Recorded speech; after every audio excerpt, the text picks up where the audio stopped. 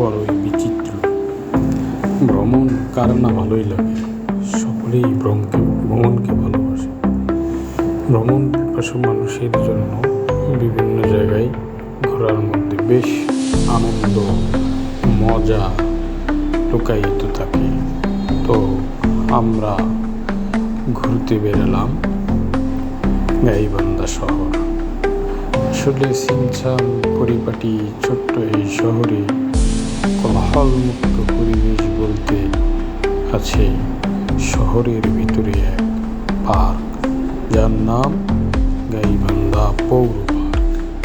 এই পার্কে বিকেলবেলা আবার বৃদ্ধ বনিতা সকলেই ভ্রমণের জন্য একটুখানি শান্তির নিঃশ্বাস ফেলার জন্য ছোট ছোট কমনীরা সহ পিতা মাতা স্বামী স্ত্রী সকলে আসে।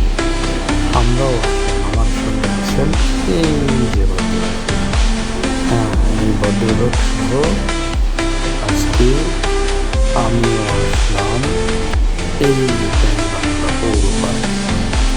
এই পার্কের ভিতরে রয়েছে বসার সুন্দর টাইলস করা বসার ব্যবস্থা রয়েছে, হাঁটার জন্য রাস্তা রয়েছে, ছোট্ট পত্রিকা পড়ার জন্য একটা স্থান রয়েছে, বড় বিকট গাছ, আরও রয়েছে কিছু ছোট্ট ছোট্ট দোকান। এরপরে এই গাইবান্ধা শহরের খুব বেশি বড় শহর নয়, শহরটি বেশ ছোট। শহরের অভ্যন্তরে চলাচলের জন্য বড় কোনো যান খুব বেশি সচরাচর চোখে পড়বে না। চোখে পড়বে বাইক, পড়বে বাইসাইকেল, পড়বে চোখে অটো, ভ্যান, রিক্সা। রাত্রে গাইবান্ধা শহর দেখতে বেশ জমজমাট, মানুষজন কেনাকাটায় ব্যস্ত।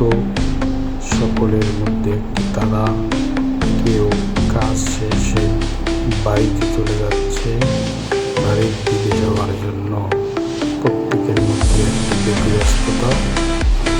আবার এই থাকে এই সারাদিনের ক্লান্তি শেষে সন্ধ্যের পর অনেকে ঘুরতে আসে এই পৌর পার্কে।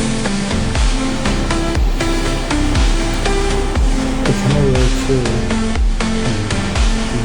প্রকাণ্ড বড় বৃক্ষ, এখানে রয়েছে একটি পুকুর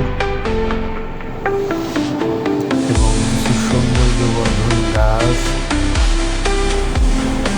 এখানে রয়েছে একটি শহীদ মিনার, যেখানে চলে বিভিন্ন প্রোগ্রাম সহ শহরের অনেক সাংস্কৃতিক, রাজনৈতিক, সমাজ সচেতনতামূলক প্রোগ্রামের এই কেন্দ্রস্থল হচ্ছে এই শহীদ মিনার। সকল